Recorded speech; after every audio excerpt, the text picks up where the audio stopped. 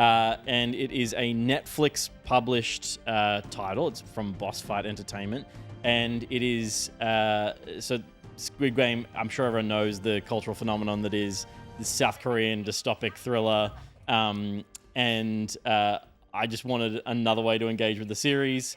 This is a 32-player party royale mini-game affair inspired by the death games that are in the Squid Game TV show.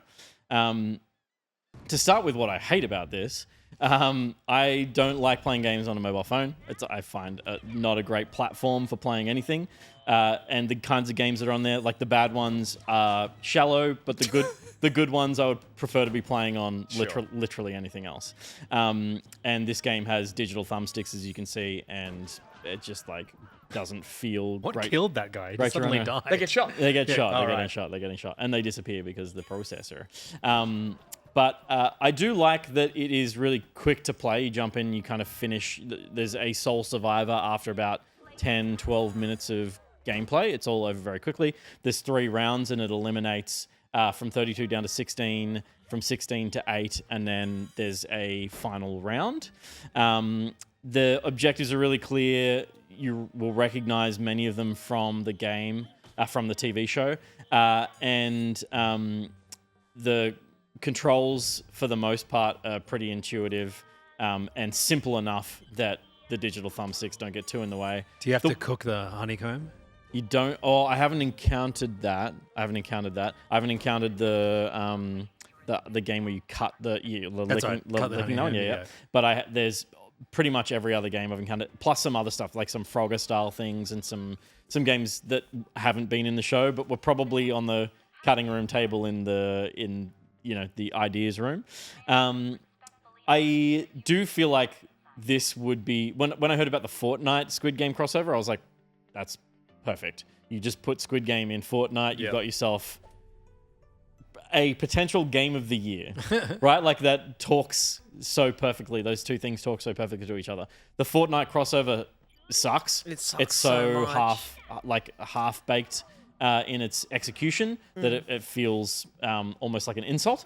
And this is fun enough, but it's just like this really simple little thing. The cool thing that happens in this, though, is that there was, because you're on your Netflix account to play, it knows how many episodes of the show you've watched, and it feeds you content based on how many episodes you've watched. So as you complete an episode, you can jump back in, you can unlock a character that maybe had a significant role in that episode.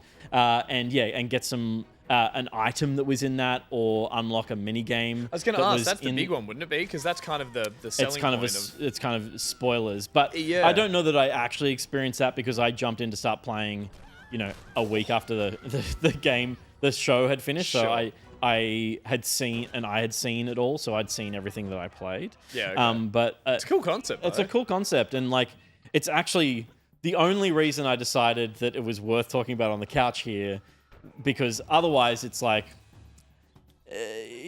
maybe if I'm being generous, it's more than just a cash grab tie-in to a very, very popular television show.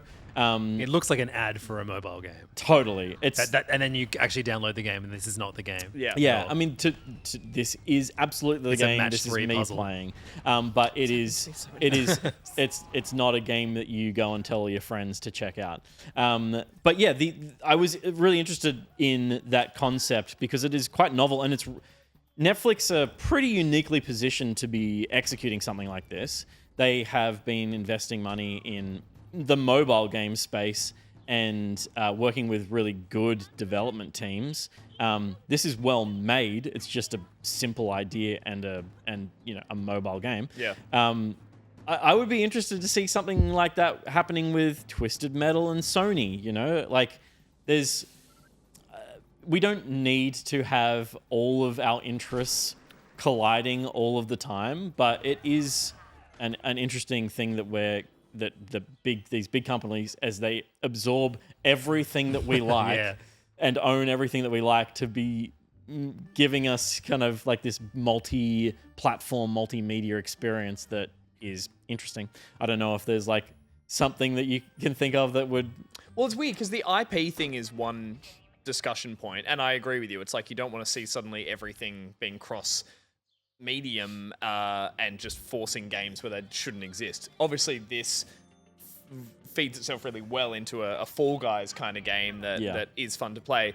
I think the saving grace of the Netflix model, for me at least, is the idea that I know it's paid for with my subscription and I'm not going to run into microtransactions and all the crap that is attached to a mobile game. I saw that there is like cash that you're getting for costumes and stuff. You can buy the in-game credits if you want to. Oh, okay. Is this through Netflix games? Yes. Yeah, and there's a Okay, surprisingly There's big a library. huge amount in there. Well, that's the thing. It's like Point P is the greatest mobile game of all time. They don't have that anymore. That game just doesn't exist now. This I'm is sorry. his favorite Wait, game Point of P- all time. You can't play Point P anymore. You're joking. It ran out of. This isn't a bit. He didn't shut up about Point P rocks. I totally agree, and that's the same guy who made Downwell. Surely you can torrent or find I've got Point P. Let's see. I heard that Point P is that Netflix is like losing the agreement with Point P. That's crazy. And that it won't exist anymore. Yeah. Point P rocks. It's a good I'm sorry game. if I got that wrong, Point P heads. But Netflix, your Point Netflix people. games, Google Play games less so. But like the thing of and Apple Arcade, the thing of like having that service to kind of like give mobile games that have actually had work put into them a place to exist. Yeah, but also as I mentioned, it's like for me, it's a curation of games that have had some development work and have got good sort of like design behind them, but also as I said, it's filtering out things that are predatory and that are hopefully crap games. It's like they're not going to find their way onto that service. So for me, unlike Apple Arcade, which is a great service as well, but it is specifically for that, Netflix obviously this comes kind of a second fiddle to But people imagine having an a episode of subscription. Shrinking happens, and then you can go and play out that therapy session in your mobile It's video very game. novel to tie anything to your experience of that show. I can't see the Opening Point P. the examples of that happening. Can we play Point P? Let's find Has out. anyone? It's been removed. People have pointed out. It's- What is Point P? I've got to sign in my fucking Netflix. Has account. has it moved somewhere I else? swear I played Point P not on Netflix games. I love the forever. novelty of the time with the show. I don't know how many other things could do that, but Well, Twisted Metal to me is one. Like tracks and it's- cars and and yeah. Oh, there it This is. this article's from the 2nd of June. Oh. No, I'm thinking of a different game. so so still Point P's- broken. Point P's Totally dead. doesn't care now. Ruby's like, Hey, do you want to do a eulogy for Point P? oh my god, it's gone. I really am kind of lost for words. Point P meant a lot to me for a big part of my life. And we went to space together, Point P and I, on many occasions. And this feels like losing not just a friend, but a member of the family. I think back on all the times that we had together, and I can't help but laugh because Point P is such a dumb word, but it's attached to such a beautiful thing. Mm-hmm, agreed. And if, like those that fell at Gallipoli, this is one of the greatest losses of Australian history. And I would like to ask us all to take a moment of silence, to bow our heads, to I'm playing it. Wait, bow you're our playing Point P? heads in reverence. You're playing Point P? Now it's a YouTube video. You bastard! That's like you propping up the corpse out of the casket. It's like, hey, you're alive, kids!